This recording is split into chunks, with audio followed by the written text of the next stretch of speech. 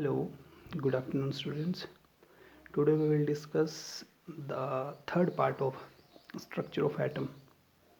First two parts हम लोग already कर चुके हैं और उन टू पार्ट्स में हम लोगों ने क्या अब तक जाना हुआ है।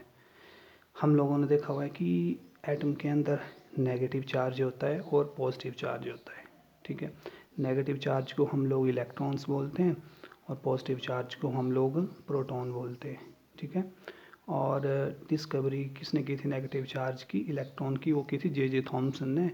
और प्रोटॉन की डिस्कवरी किसने की थी, वो की थी गोल्डस्टीन ने। ये बातें हम लोग जान चुके हैं। ठीक है, फिर ये बात पता चली कि एटम के अंदर नेगेटिव और पॉजिटिव चार्ज होता है। फिर साइंटिस्टों ने क्या किया कि उसका स्ट्रक्चर पता करने की कोशिश की। तो सबसे पहले जो मॉडल आया हुआ था वो जे थॉमसन का आया हुआ था, वो भी हम लोग डिस्कस कर चुके हैं।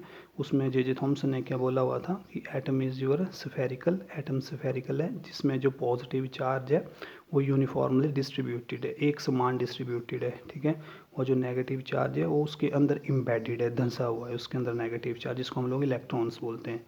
जे थॉमसन ने अपना जो एटॉमिक मॉडल है वो वाटरमेलन के साथ कंपैरिजन किया था, तरबूज के साथ। जो रेड पार्ट है उसमें वो सारा पॉजिटिव चार्ज है और जो नेगेटिव जो बीज हैं वो उसके नेगेटिव चार्ज इलेक्ट्रॉन्स हैं। ठीक है, फिर वो मॉडल फेल हो गया था। क्यों फेल हुआ था? क्योंकि रदरफोर्ड आए थे, रदरफोर्ड ने एक एक्सपेरिमेंट किया था, रदरफोर्ड स्कैटरिंग एक्सपेरिमेंट, वो भी हम लोग डिस्कस कर चुके हैं। उसकी डायग्राम आप लोगों ने ड्रॉ कर ली है, उसके पोस्टुलेट्स भी आप लोगों ने लिख लिए हैं। अगर डायग्राम क्लियर नहीं आई हुई है तो मैं आप लोगों को इस वीडियो के बाद जो है वो रदरफोर्ड की डायग्राम सेंड कर दूंगा, आप लोगों ने दोबारा ड्रॉ कर लेनी है।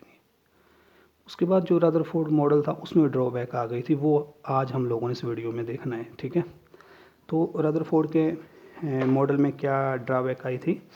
ठीक है जी, एक थी मैक्सवेल थ्योरी। एक मैक्सवेल भी अपने टाइम के एक महान साइंटिस्ट थे, ग्रेट साइंटिस्ट थे।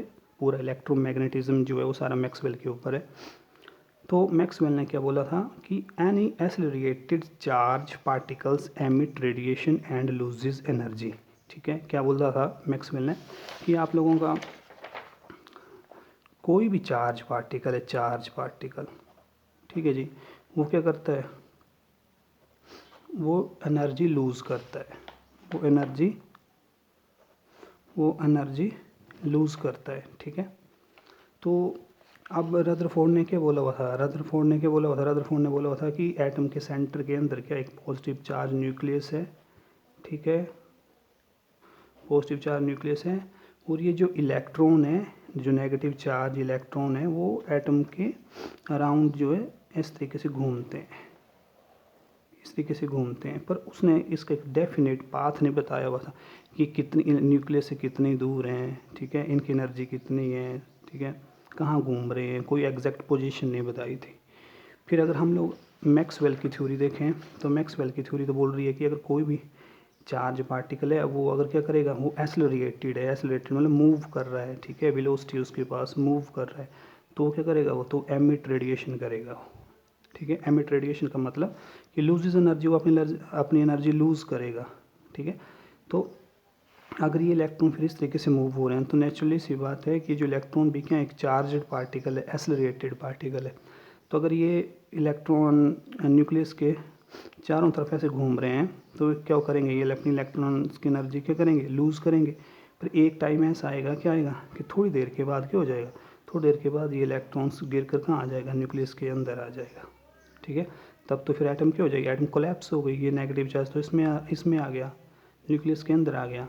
फिर रदरफोर्ड मॉडल के अकॉर्डिंग तो वो तो बोल रहा है कि इलेक्ट्रॉन्स न्यूक्लियस के बाहर है।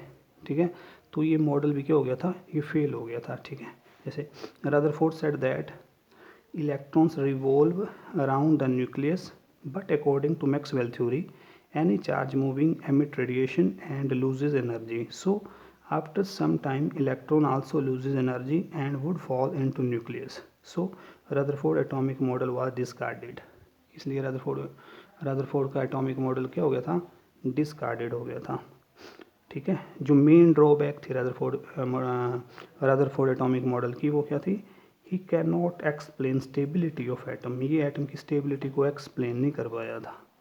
ठीक है, तो ये drawback of Rutherford atomic model थी, छोटी सी थी ये। ठीक है, नेक्स्ट वीडियो में हम लोग डिस्कस करेंगे बोहर्स एटॉमिक मॉडल, जिसने क्या किया था इन इलेक्ट्रॉन की स्टेबिलिटी बताई थी, ये इलेक्ट्रॉन कहाँ घूमते हैं, कौन से ऑर्बिट में घूमते हैं, कितनी दूर है, इनकी एनर्जी कैसे कैलकुलेट कर सकते हैं, ये सारी जो थी ये बोहर एटॉमिक मॉडल में हम लोग डिस्कस करेंगे। ठीक है, तो आप लोगों ने इनके क्या करना है, नोट्स बना लेने हैं। ठीक है, J Thomson atomic model, Rutherford atomic model की डायग्राम, उसके पोस्टुलेट्स, ठीक है, और drawback of Rutherford atomic model.